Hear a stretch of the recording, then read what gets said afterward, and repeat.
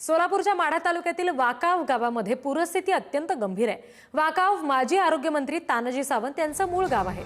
माजी आरोग्यमंत्र्यांचं गाव आता मदतीपासून वंचित आहे। गावकऱ्यांना पाणी वगळता अजून कुठलीच मदत पोहोचली नाहीये। वाकाव गावातील नागरिक अजूनही मदतीच्या प्रतीक्षेत आहेत। तानाजी सावंत यांचे बंधू शिवाजी सावंत वाकाव गावातच आहेत। आसमानी संकटाचं जे रौद्र रूप काय आहे ते मी आज तुम्हाला दाखवणार आहे।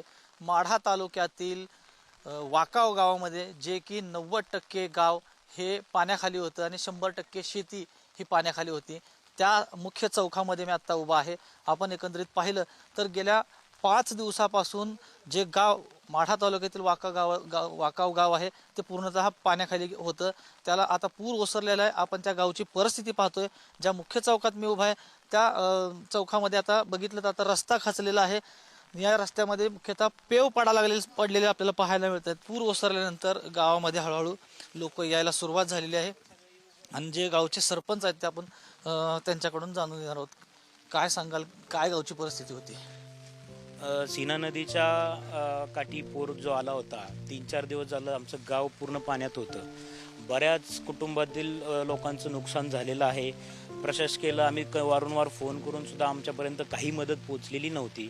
तरी आमचे एक खाजगी आमच्या गावातली एक बोट होती, त्या बोटेमार्फत आम्ही पूर्ण बचाव कक्ष करणं, जेवढे आमच्या गावातले युवक वर्ग आहे या वर्गाने जेवढी मदत करता येईल तेवढी मदत आम्ही तिथं पोहोचण्याचा प्रयत्न केला। की काय परिस्थिती होती, हँडल कसं करायचं हे आमच्या सगळ्या ग्रामस्थांच्या मदतीनं आम्ही जे मदत करता येईल तेवढी पोहोचण्याचा प्रयत्न आम्ही लोकांपर्यंत केलेला आहे। प्रशासकीयची एकही मदत आमच्यापर्यंत आलेली नाही। वारंवार आम्ही प्रशासकीयला आम्हाला बोट द्या ह्या मागणी करूनही सुद्धा आमच्यापर्यंत बोट आलेली नाही।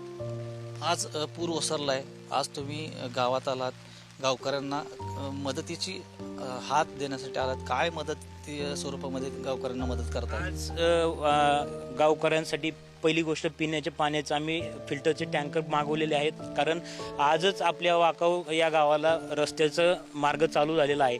तर आज पिण्याच्या पाण्याचे टँकर आणि एक सरपंच या नात्यानं प्रत्येक घराचं उद्ध्वस्त बघून त्यांना पोचवण्याचा एक शिदा, त्याच्यामध्ये सगळे 1 किलो डाळ, साखर जे आपल्या कुटुंबाला लागतंय त्या सगळ्या गोष्टी मी आता थोड्या वेळात गावात वाटप करणार आहे।